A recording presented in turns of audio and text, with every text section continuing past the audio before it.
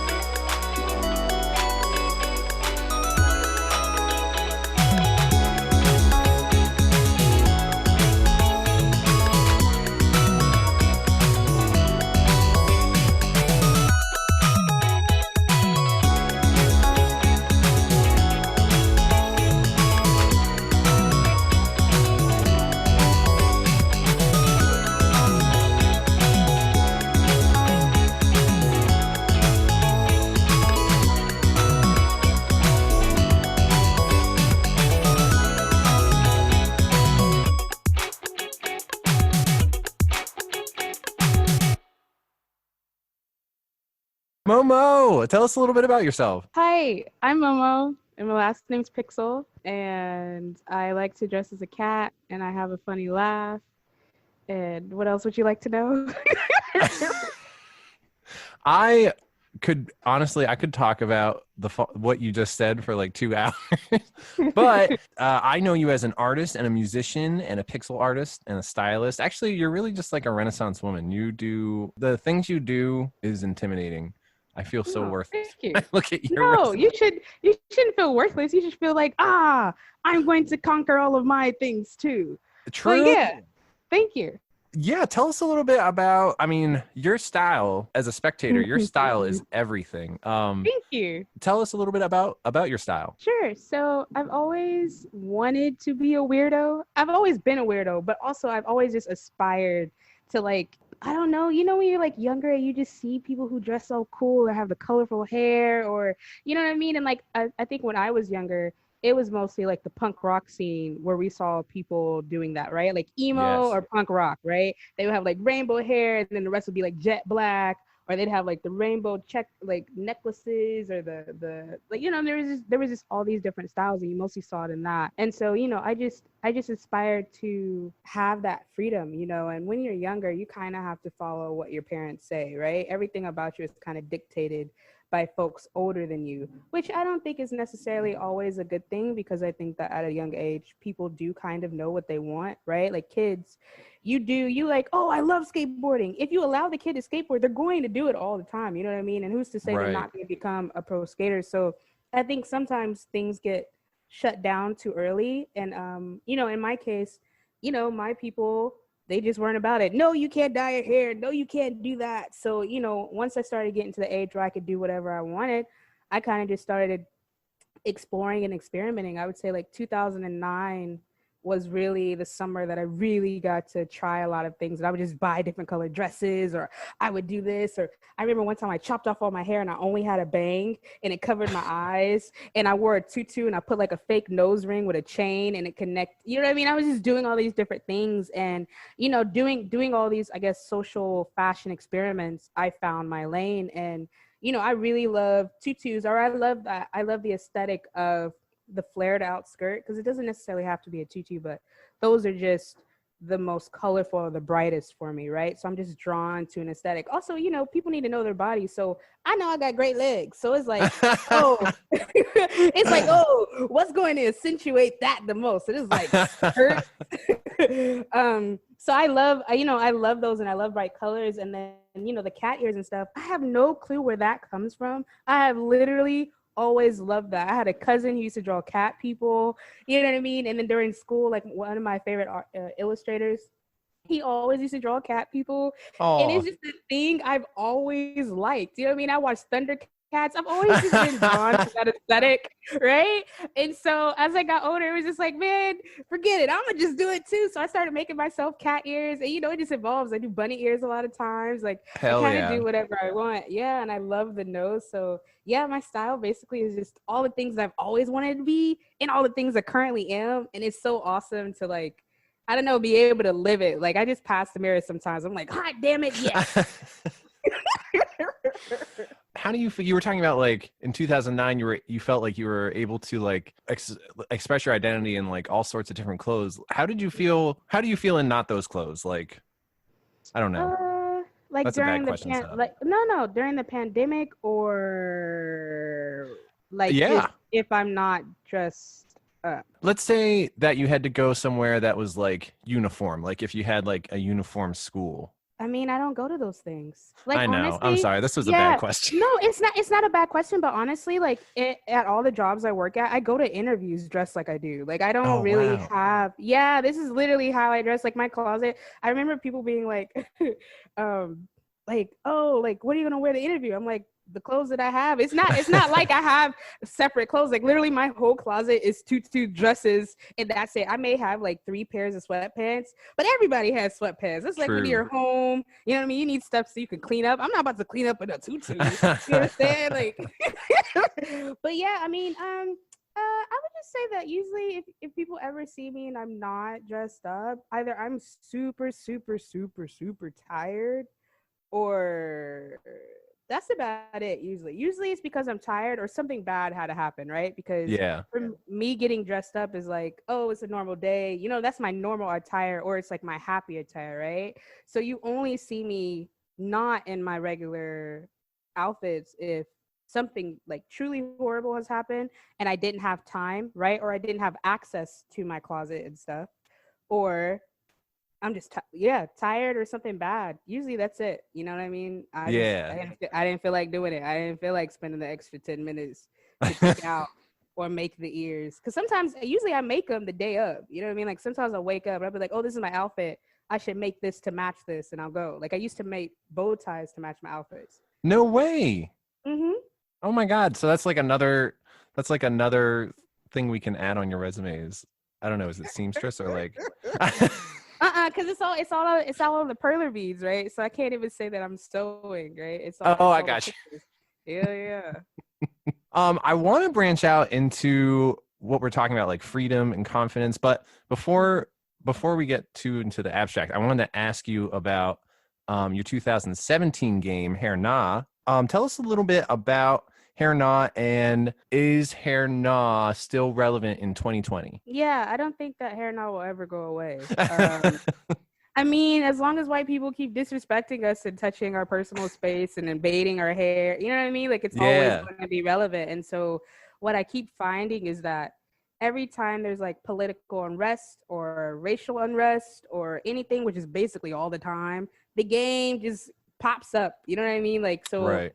right, like 2017, it was a thing for like, I would say like a good 2 years. I don't think the energy really died around it. I would say like maybe like the beginning of 2019, I was finally able to chill. So like it was like a full, because it didn't come out to the end of 2017, right? It didn't come out to Oh, November. okay. Oh, yeah. So right, so all of 18 was Hair Nah, and then I would say the beginning of 19 was, and then I started being able to chill, right? Right. It was cool, you know what I mean? It was great, everything was cool, but it keeps going. So like Black History Month, of course, the game the game resurges. Anytime there's a really, really big viral video of somebody touching somebody's hair, the game resurges. I found that during this pandemic, a lot of it has resurged just because, right, the whole thing is about Black Lives Matter and people are still touching people's hair. And it's like, of course, Right. if they invade our space in these small ways, not only are they invading our space in these gigantic ways, literally killing us, they're also invading it in these other ways of touching our hair. And all of it has to do with feeling like you have power, you have the ownership, you have the go ahead. You know what I mean? Nothing's going to happen to you. Why can't I? So yeah, I think it will always be relevant, honestly, and that's sad, right? Like I would love for there to be a time where, oh my God, hair, no, somebody made a game. People touch people's hair. That's not even a thing. I would love for that to be true. I would That's absolutely amazing. love for the game to be no longer relevant and it being like history books that, yeah, once upon a time, people used to touch other people's, you know what I mean? I would love for it to be a relic, but Right. unfortunately, it's not.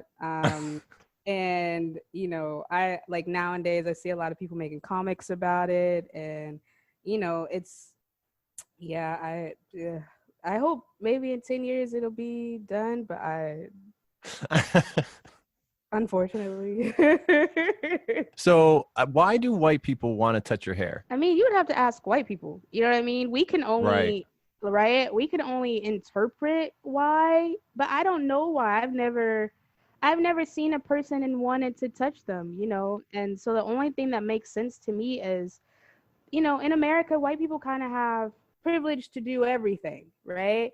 They don't really hear the word no, which is Right. why I think a lot of times when you see like parenting and just when you see stories or shows about different races, like parenting styles, it's really different when you see like a white home dynamic, right? The kid can kind of just go off to the mom, I fucking hate you. You're like, you know what I mean? And then they just like call the mom all these names and stuff. That would never happen, right? Well, I mean, maybe it happens in some people's Black homes, but it don't happen.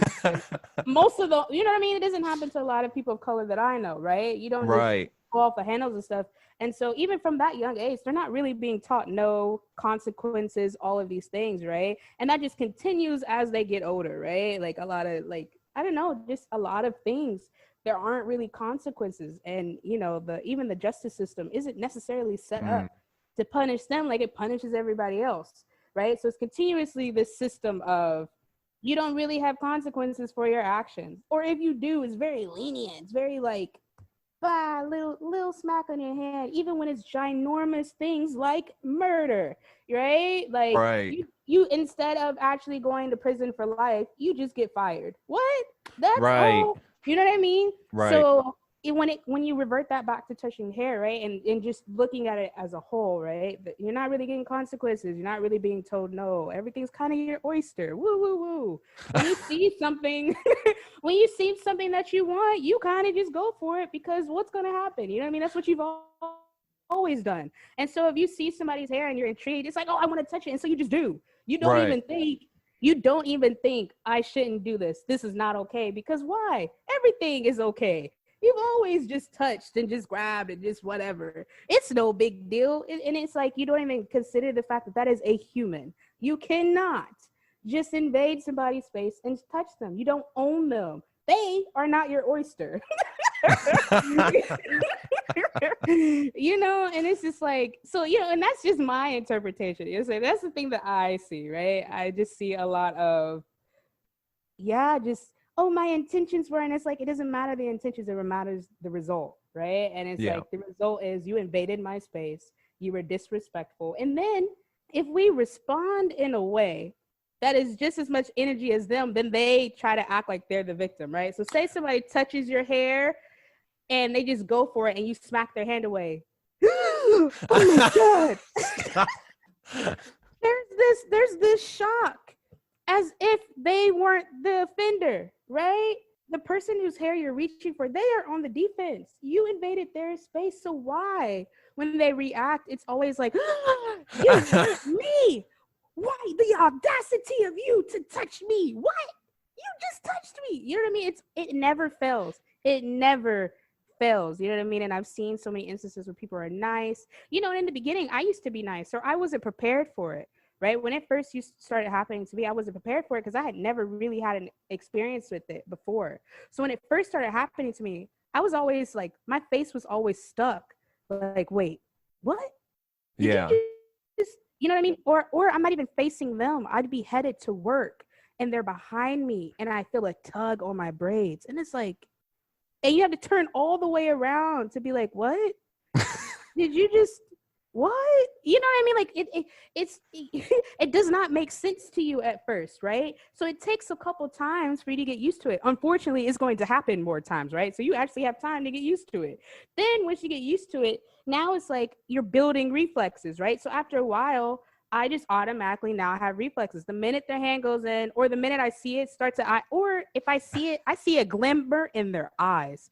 I say, yeah, don't touch my hair. I will hit you back. This is kind of like the same, what you were just talking about, but kind of like the experience for some white people right now is like trying to figure out what is like being a well-meaning white person and like actually having negative effects. So if a white person is really, you know, what they're really trying to communicate to you is, oh my God, you look great, I love your hair, and they don't have the appropriate skill set to communicate that to you, and they obviously go like the wrong way. How do you deal with that? I mean, if somebody says something like that, like, oh my God, your hair is awesome, I just be like, thank you. Yeah. But sometimes I think sometimes what happens is that people want, it's like they want cookies for complimenting you. And so they keep going, right? So they're not complimenting you for you. They're complimenting you so you recognize that they're complimenting you. So it's like, oh my gosh, your hair is so great. And then you just say, oh, thank you. And then you keep walking. Yeah, I really like it. So like, and it's just like, oh man, look, I wasn't even trying to get in the car. You know what I mean? Like it'll keep going.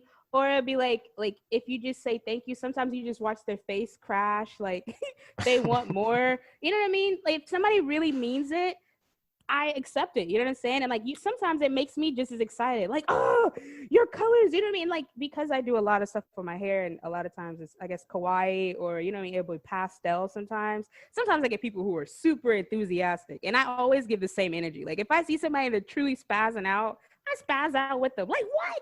How did you do that? And I'll be like, yo, I don't even know, but I did it. You know what I mean? And then we both have a great time, you know, and you can tell, you know, you don't always have to have the words, but I think if it's genuine, people feel it. You can always feel when somebody's disingenuous. And I think that really people get upset that they got caught in that disingenuousness, right? Like them doing something and somebody not really paying attention to it. They're just like, oh, well, I didn't want to thank you anyways. It's like, well, then you didn't really mean it. You know, then you didn't really.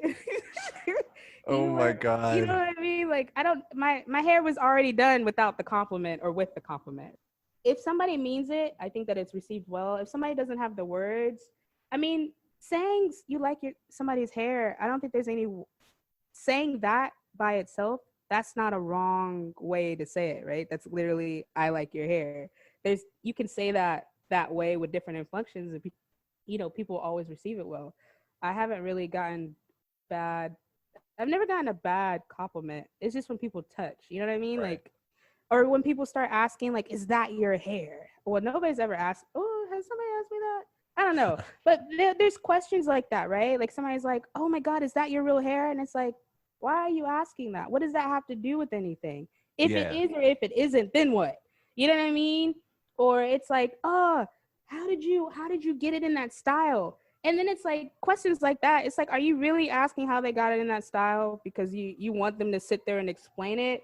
Or is that just a rhetorical question? Like, I think sometimes people need to really sit and think what they're actually asking, because I don't ever think that somebody's like, how did you get your hair like that? And they really want you to sit there and explain it, unless they have the same type of hair and they're really trying to figure it out. You know what I mean? Like, Yeah. if somebody else, if another Black girl is like, oh my God, that is amazing. How did you get it like that? I could be like, oh, did it. I know she knows what I'm talking about, and it has you know what I mean? Like, it will sit in her brain and she'll have something to go back to, a reference, you know. Whereas if somebody else is asking me, they'll have no, it's like me speaking another language. They will have no clue what I'm talking about.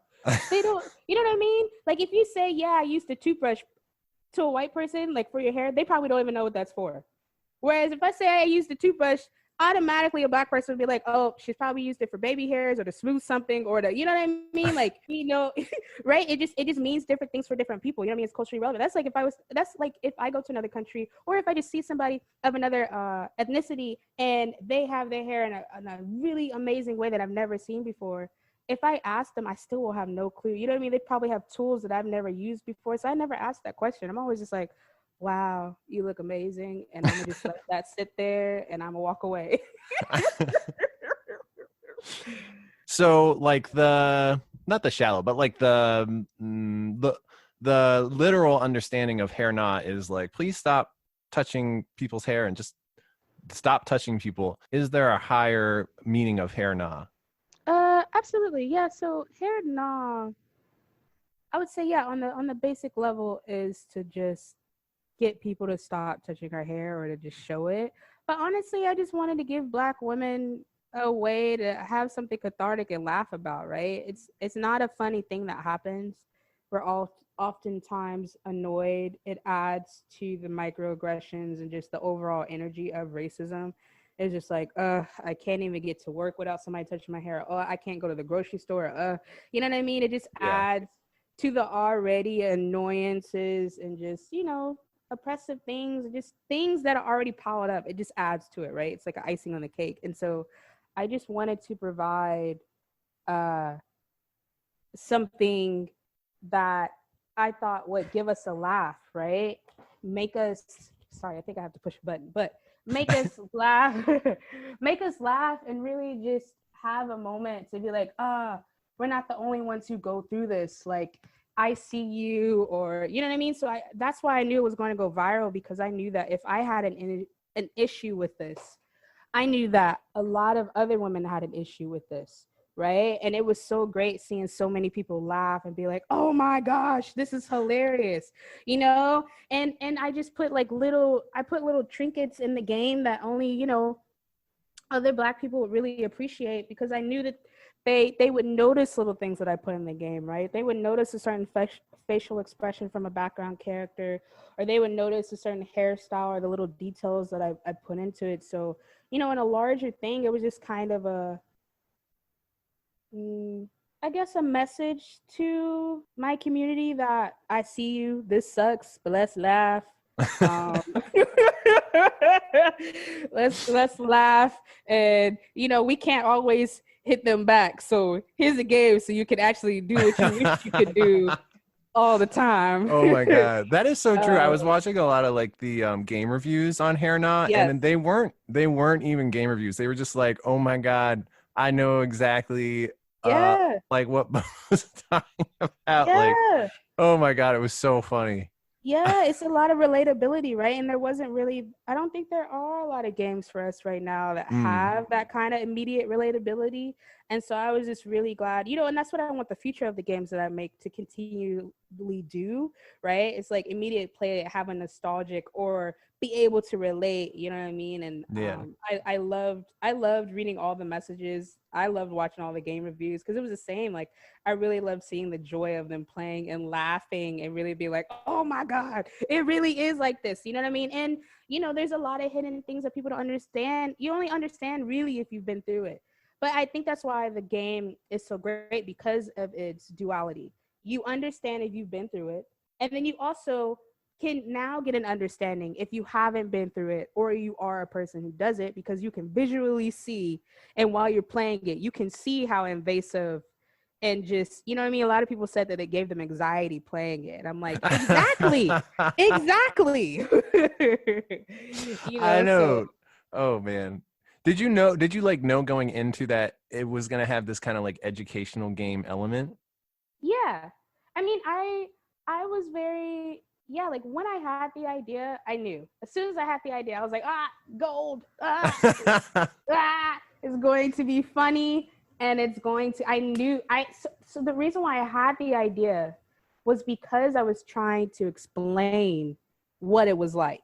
So it started off as, the idea came as an educational thing, right?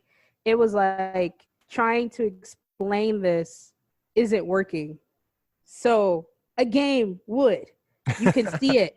You know what I mean? And I can write it, if you look at the beginning of how it's written, I can write it from a she's on the defensive language, right? Help her defend and protect, right? It's like you already understand she's not the person doing anything. She's having to defend herself, because so I already put you in the mindset of gotcha. You already kind of understand just from the setup. Right. She's just trying to get from point A to point B. Help her get to that without being touched, which is literally what we're trying to do. We're just trying to get to work or get home or get to the store, and it's like people keep I doing know. things to us.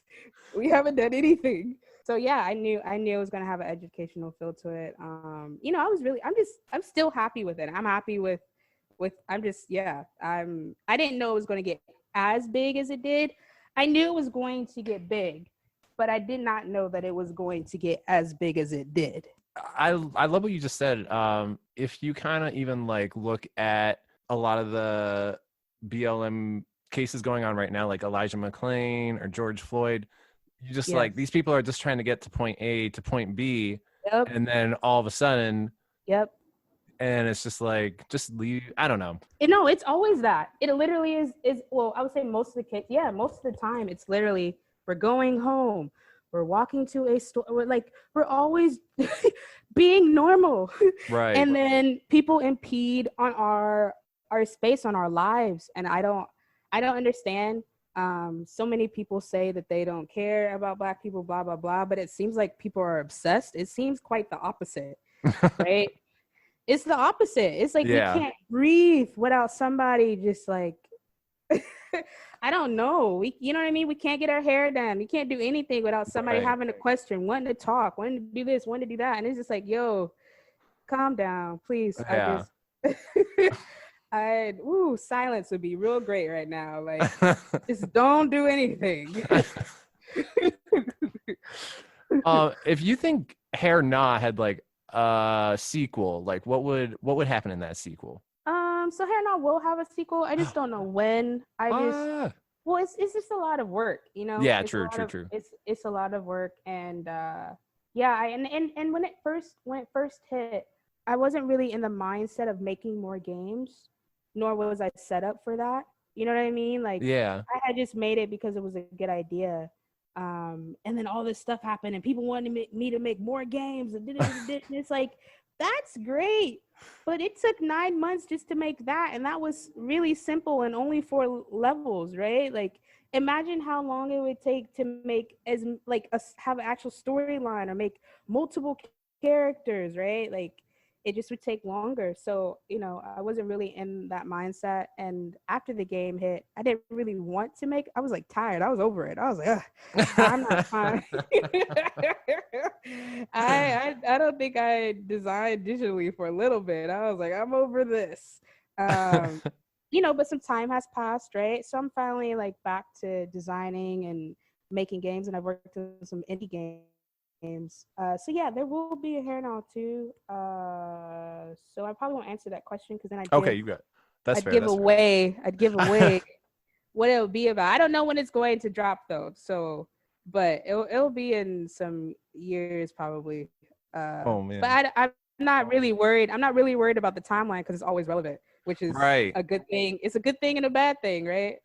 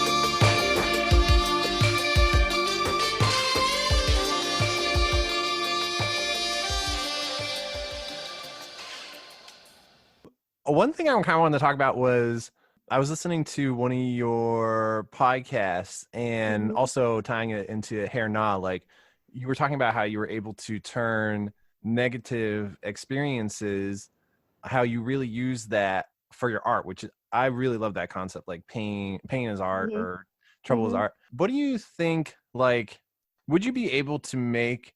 This is kind of like a question I think about sometimes. Would you be able to make art if you didn't have very much negativity in your life? No. I think that negativity is just as positive as positivity, or just as much inspiration as it is as Right. positive. And I think that a lot of people pull from that pain and trauma and just things that happen, and they make a lot of beautiful things, like, you know, Adele, right? Like a lot of Yeah. people love her music, but a lot of it has come from pain or just things that have happened to her, right? Like a lot of times it gives you stories or it gives you a different understanding. And you know, I can't I don't know what it would be like if everybody just had great lives and were super positive. You know what I mean? I don't know what type of music they would make and if that would sell, or you know what I mean? Like Yeah. um yeah, I mean, you know, positive all like sometimes is great, right? Like we all love happy music and stuff, but uh I know personally I wouldn't be able to create without bad experiences.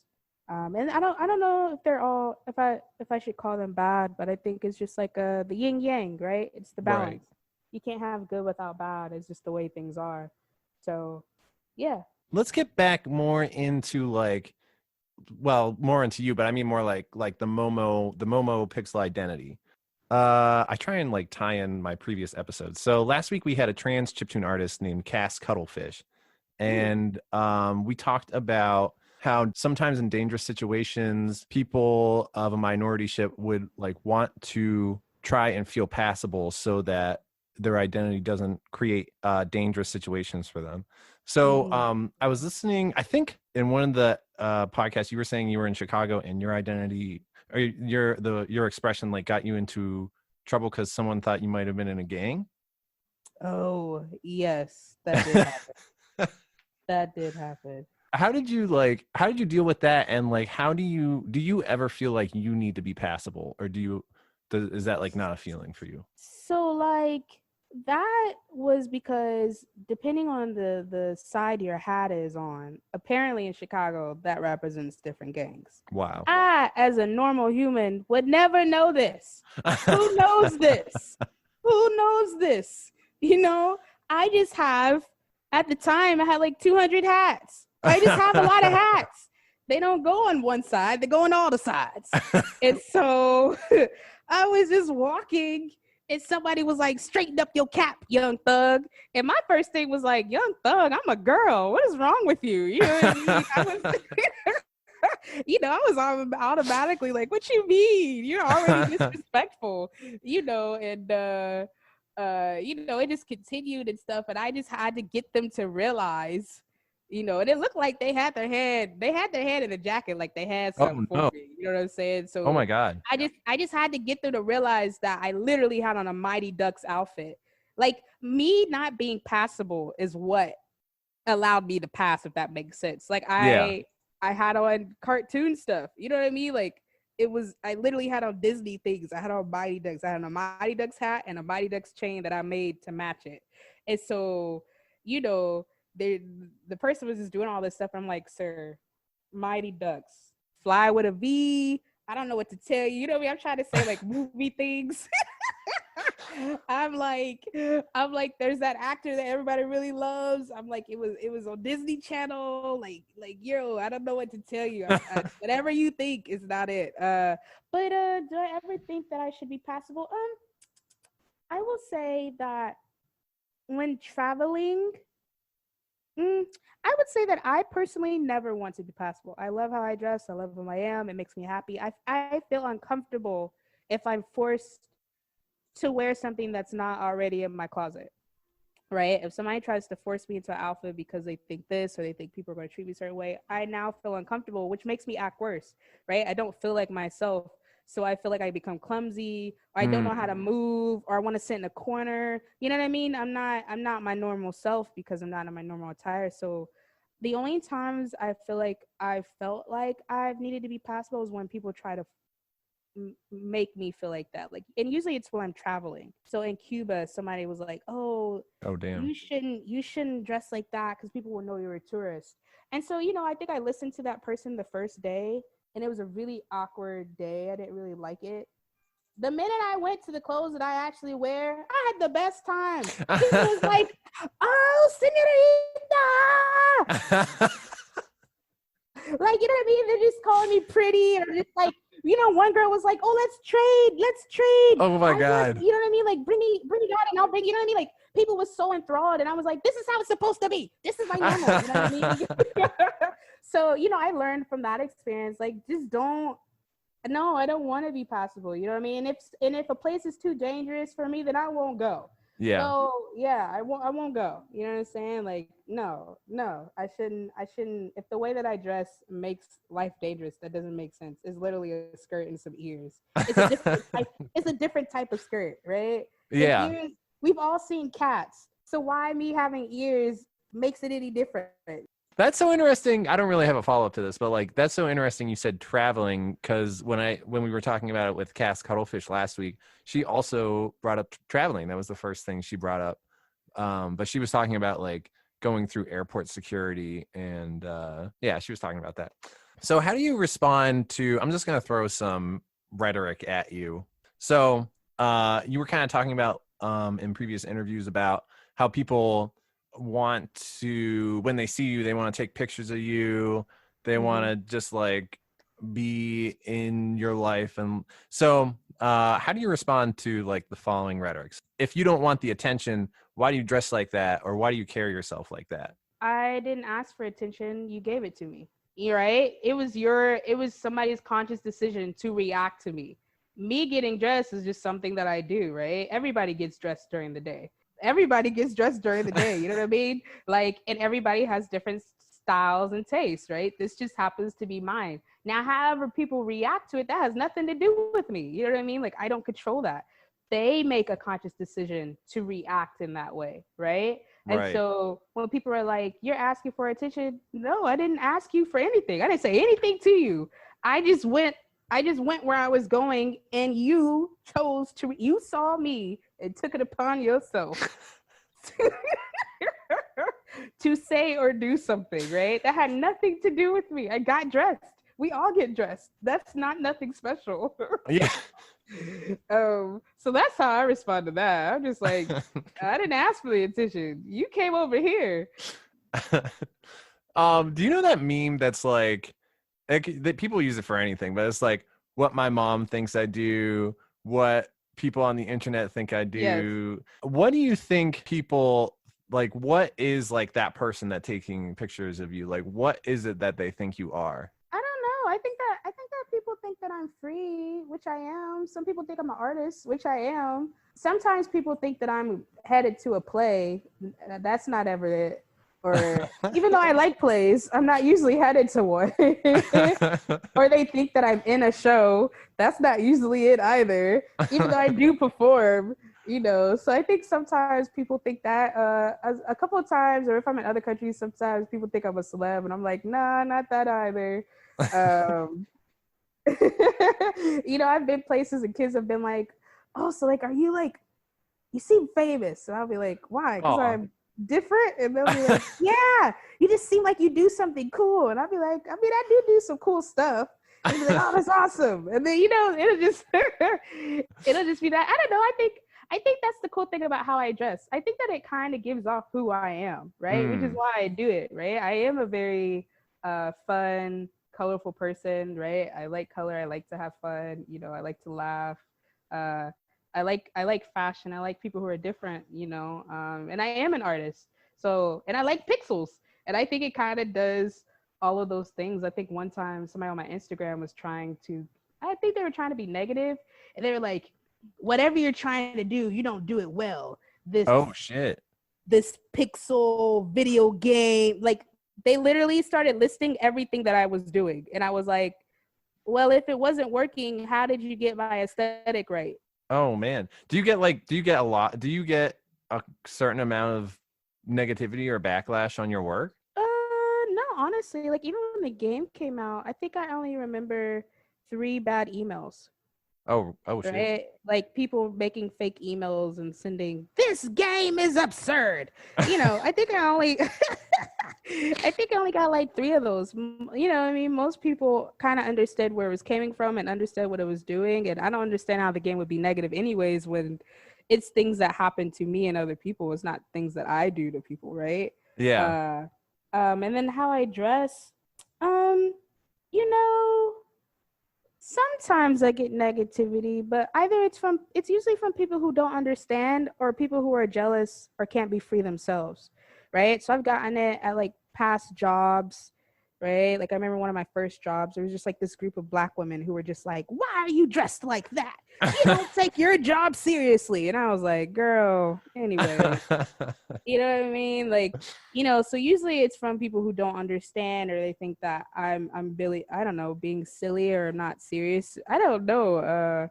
Or if I'm outside, like sometimes when I'm in New York, people just take pictures without permission to like giggle or laugh. That happens a lot. But that's humans. I don't know. If something's different, they kind of poke fun at it or whatever, but nobody who was the same changed the world, so I don't really pay Right. attention to it.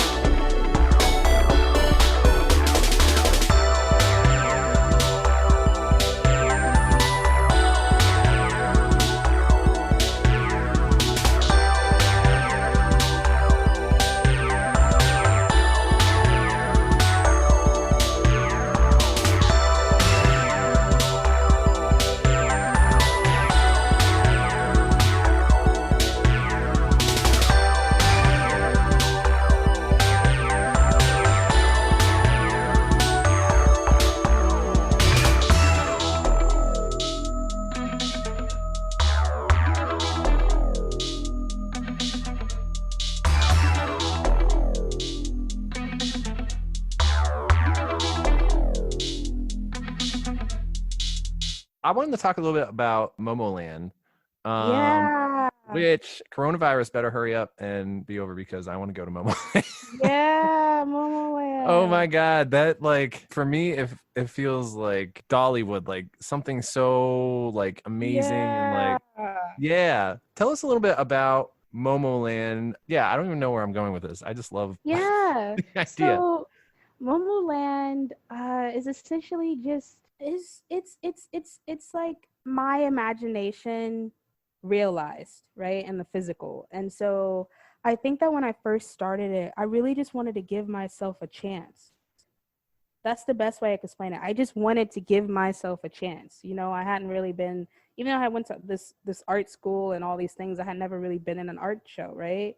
I did music, but I hadn't really performed like that. Well, that's not true. I had performed, but not on scales that I wanted to. You know what I mean? And Yeah. I always had these grand visions and stuff, and I didn't really. I'm not the type to really wait on people to provide the opportunity. So I was like, you know what? a friend was like, Momo, you should just start your own. And I was like, you're right. I should start my own. And so I did, right? And I people who went to the first show say it was great. I personally hated it because the things that I wanted to do, I couldn't accomplish it because I didn't have the tools yet, right? Or I was planning it from afar. I didn't have the funds.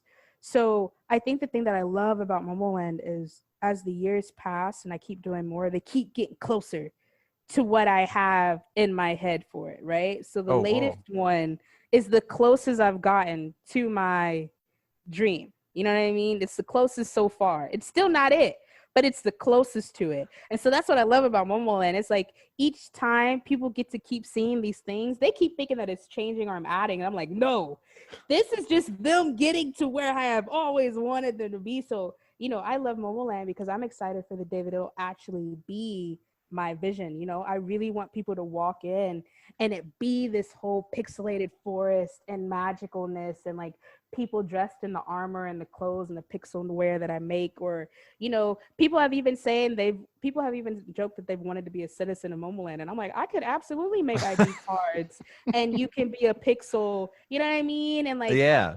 come in and stuff. I really want to make a place that just feels, I don't know. My goal with Momoland is to make people say wow.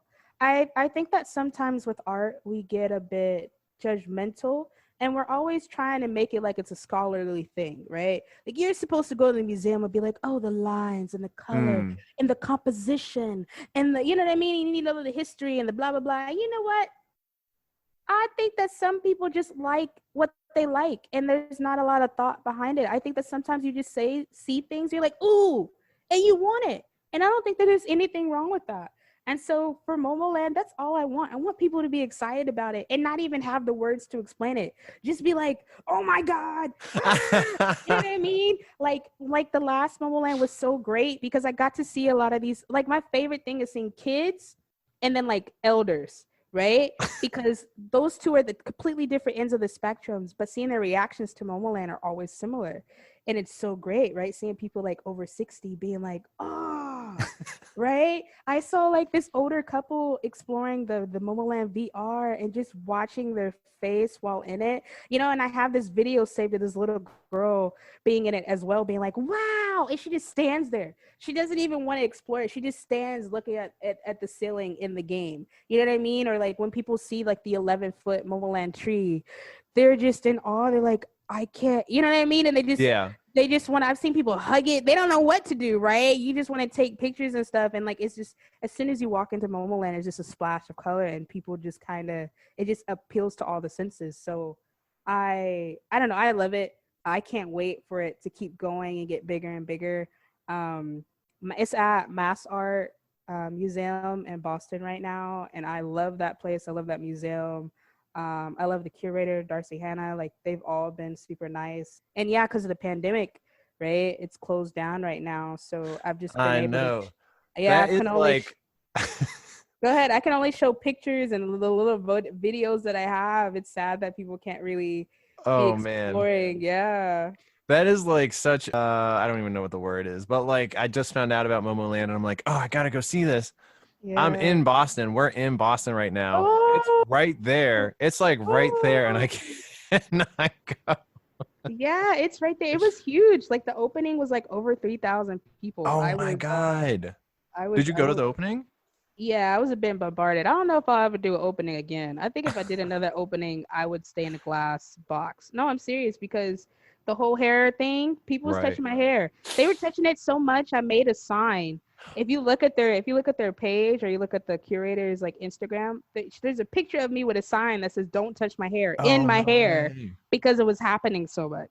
Oh my God. Something I like love about like the Momo identity is to me it like means confidence and it means Mm, freedom and it means, mm, not having time for negativity like that or like mm. how do you put confidence and freedom and all that? Do you put that into Momo Land? I guess yes, but in a different way, right? So Momoland's more on the, I guess since I'm a part of Momoland, it's in there. But I would Mm, say Momoland is more about exploring and the excitement, right? It's that side. Yes, confidence in the sense that you should be able to be your full self while in that space, right? So if you come to Momoland, you shouldn't be worried about how people are thinking about you or how you're reacting, right? You don't have to worry about your words or anything like that. Like, it's definitely a free and safe space. But I don't know if it directly, right? Like, if you see Momoland and you're like, confidence, right?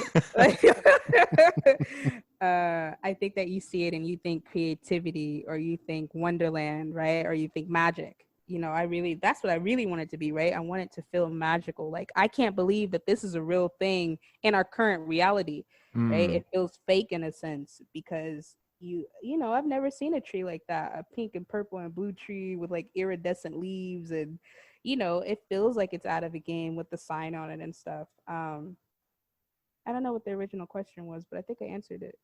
Yeah, no. Do you think? No, I think you did too. I guess like the question was, do people feel free in Momoland? Yeah, people definitely do. The messages that I've gotten, or just the reactions that I've seen kids there, or even how I react to people or what I do. At the opening, my purse, I had like a little star pixel purse that I had made, and when it opened, nobody knew that it opened, because it just looked like if you see like Mario, like the little boxes during the game, it looked like one of those, like a question box. Oh It looked wow. like that, right? But it was like my star stuff and all these things, and I don't think that people knew that it opened. And so, because the line was like wrapped around the museum, I decided to hand out love in a sense. So I opened my box, and inside were hearts. People had no clue. I had like hundreds of hearts in this thing. And so I just went down the line and said, "You want some love?" And people would reach in and they'd grab a heart. And just seeing people's reaction to that question, and then realizing that I had pixel hearts, you know what I mean? Physical Yeah. keepsakes. People were so excited. Kids were like, the kids were like, "Yeah, I want the pink one, or I want the blue one." You know, yeah, you know what I mean? It's great. I don't know. I really like it. And I think it's something that people haven't seen in that way. Yeah, it's my way of expressing Black art in a sense, right? Because I think that oftentimes when I go to museums, Black art is presented in a certain way. It kind of always looks a certain way, or is in a certain medium, and so I think that I'm doing it in a way that hasn't been seen for myself. I haven't seen it. Yeah, so I don't know. I like inviting people in that world, and yeah, I definitely think that people feel free. How do you sell that to mass art? Like how do you make that a tangible thing and like sell that to like an institution like that? Well, they came to me. Oh, no way. Oh, that makes it Yeah, easy. yeah. Yeah, a lot of opportunities I would say that I've gotten are people coming to me. I think my job, the thing that I make sure to do, is that I make sure that I'm findable. You know what I mean? So Yeah. my website just shows you all the things that I do, and I'm constantly updating it with the new things, right? And I usually just keep putting on I'll even if I'm not in museums, I'll put on the shows myself in different places or different warehouses. Or when I was in Portland, we did it at Ground Control, which is a dope arcade bar Oh, there. damn. And yeah, and I was just like, "Hey, can I do this in this space?" And he was like, "Yeah," because it matched up. You know what I mean? It was great for both of us, right? It was like a new Right. event that they could have. And because of my art and the game and the pixel aesthetic, it fit right in with their aesthetic. So it was a win-win for everybody, and it brought a lot of people. Um, so oftentimes, I think when you're presenting things like that, it needs to be what's the word that I'm looking, beneficial for the other partner, right? Mm. And I think sometimes when people are pitching things, it's just beneficial to them. And it's like, well, what is the person that you're trying to get? What do they get out of this, right? And Momoland just it always is beneficial, right? It's going to bring a crowd. People want to come to this. You know what I mean? It's going, and usually it brings a different crowd, people that haven't been to places before. You know what I'm saying? It brings a new excitement. And I changed, because of the decor and stuff. I absolutely changed the insides of place. I breathe it new life. You know what I'm Wow. saying? So I think that yeah, I've just been very, very I don't want to say lucky, because it definitely was work, but I've been very fortunate that people can see the draw of Momoland, and what it brings to the table, and just how I don't know how amazing it is. It really is a great time, and it's also really awesome seeing it live. Yeah, building 16-foot trees is fun, and eventually it'll be more than one tree. Right now it's like it's been one tree at Momolands, but eventually I want it to be like a whole forest. Like I want you to Oh go in. man. That's what I'm saying, right? I want it to be a whole forest, and right now we're just focusing on the forest part. There's a whole city aspect to it, which is why we have the Momoland VR. So the Momoland VR, in a sense, gets you to explore the metropolis, right? It gets you kind of get to feel how the city would feel if it's real. But eventually, Momolands, you'll get both aspects. You'll get to experience the city as a real thing and a whole forest.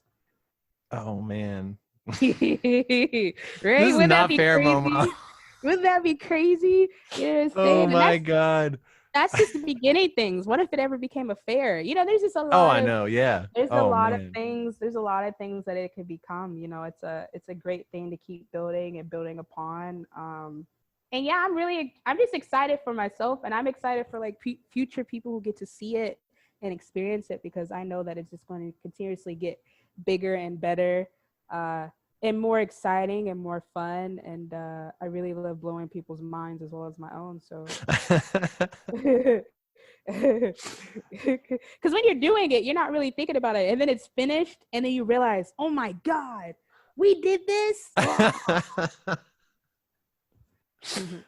You had said that with each iteration of Momoland, it like gets a little closer to your vision. What was this most iteration of Momoland? What was it missing from The your most recent one? Yeah. I mean, I would just want it to be bigger. Like I said, like I Mm-hmm. want the whole forest. You know what I mean? Yeah. I want multiple trees. I want there to be a lot. I want feet. I want yards. Right? I want it to feel like a whole building, and you are exploring, and you're actually in Momoland. Right? Like I want you to feel transported, and not, you know what I mean? Kind of like when you remember when people finally saw Avatar the film, not Avatar the Last Airbender, the other one. Right, Avatar with the blue people and the right. You remember how different that world was, and how the lighting and just the world and the colors. Everybody, a lot of people were really enthralled with it. Right, it was so different, and it was like, oh my gosh, this place is amazing. It's like that's what I want, right? But I want it massive. I want the trees to actually be 20 feet tall and 30 feet tall, and like you're just like, oh my god. You know what I mean? And then eventually I want people to be able to own a Momoland tree in their home, right? Oh, Like, whoa. right? Like if you could come home and you have one of those, like just in the corner as like the what? So so I have a lot of plans for it. But yeah, right, I think right now it's just missing space, time, right? You need more time to build out those larger iterations, right? You need the space, you need the manpower, so I think that for my dreams, I'm not there yet, right? Mm. Which is okay. I'm growing as my iterations get closer, right? So it's like I have this grand scheme, this grand big thing that I want, but I personally probably am not there yet to even be able to pull it off because it's so crazy, right? Mm-hmm. It's kind of like Star Wars, right? He had all these things that he wanted to do, but the capabilities wasn't even there yet, right? Like the Right. technology, there was a lot of things that weren't there. But when it finally got there, oh, it got there. So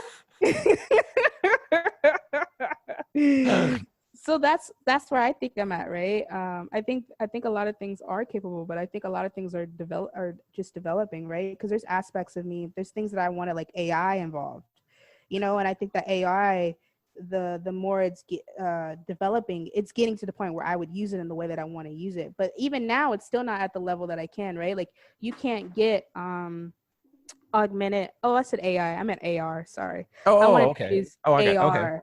Yeah, augmented reality, right? But they don't even have things right now to where you could do it at the way that I want. I would want an event where everybody could have like AR glasses, so that Whoa. everybody is experiencing something at the same time. But that's not even on the market and at affordable price to, you know what I mean? At that point yet. It's not at that point yet, right? Like even VR, it's getting there. But if you think of VR, still there's only a few people with the headsets Right. and Right. it's not really in every home like that yet. So, you know, yeah, I think over the years it'll definitely get there. I'll have my Star Wars moment. Um, but yeah, right now it's just missing space, time, technology, people, money. I think that yeah, it'll keep building. Its name will keep building. The draw of it will keep building. Um, yeah, one day there'll be Momoland billboards. Oh dang. Oh my god. Yeah, yeah. Oh It'll my all god. happen. I cannot wait. I'm like It will all uh, happen. Once we get out of this pandemic. I know. It's I know.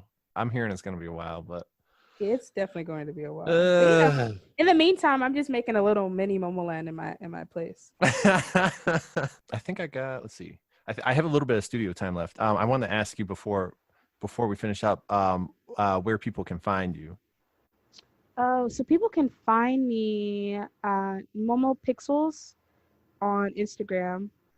I usually post in my stories. Like you could follow me, but like my thread, I just make that to be pretty. So don't be expecting me to like post all the time. That ain't me. I post in my stories.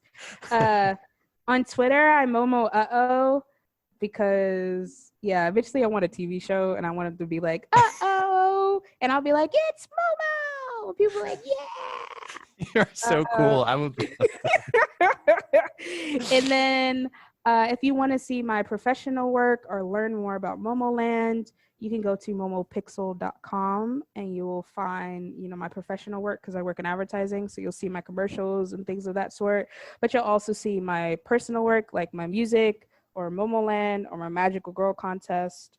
You'll see all of that. Oh shit! We didn't even get to the magical girl contest. It's okay. All right. Well, It's okay. we'll have a sequel. Yeah, they just go to the site. Yeah, say the site is very informative. I broke it down. There's tabs. Kind of like the last thing I wanted to cover. It kind of like delves more in freedom. So one quote that I really liked from you a lot was you said, I think this is verbatim: once you give yourself freedom, you demand that other people give you freedom. So my kind of questions is like, can you recognize when someone isn't free, and what are the positives, and are there any negatives to being free? I think sometimes you can. I think you can recognize when people are free. I think it's usually their demeanor or their energy. How they react to people. When you're free, you don't really care about everybody else because you're at peace with yourself, right? It's like I'm out here doing everything that I want. The grass is green. I have no issues. And so you're not really paying attention or wrapped up into everybody else's world because you're enjoying your freedom. When you're not free, you got a lot of spare time. Yeah. You got a lot of spare time to be unhappy about your non-freedom and everybody else's freedom. And that's just what you see. You see a lot of people being like, well, why do they get to, and why do you get to? It's like, because I'm free and I want to. And are there any negative aspects to it? I wouldn't say so. I'm very happy and content with who I am. I don't have any I wake up and I do what I want and I dress how I want and I talk how I want, and I am very appreciative of my honesty, and I love how reflective I am. I think that it is hard sometimes because people don't like when people are themselves, which is crazy. But when you are yourself, I don't know if people feel threatened or they just don't like the way that you're doing it, or I don't know. So I would say the only negativity is how people interact with you.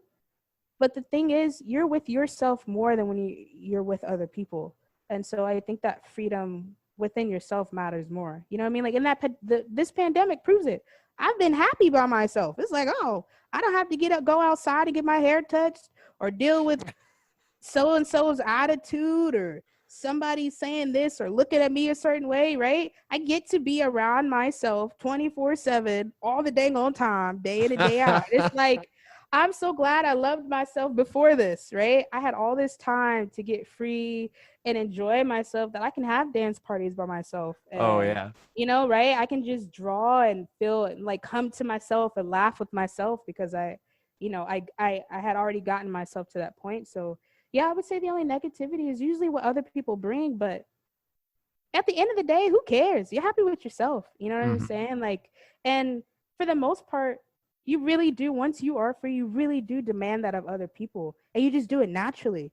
You know what I'm saying? Like, I go how I am to interviews. So they already have to respect it. This is like I already came in like this. You automatically are having to accept it because this is who I am. You have to accept it already. I'm already in your office. Warning, this disc is for use with a Sega CD system only. This disc contains CD-ROM data and is not for audio use. Please press stop on your disc player now.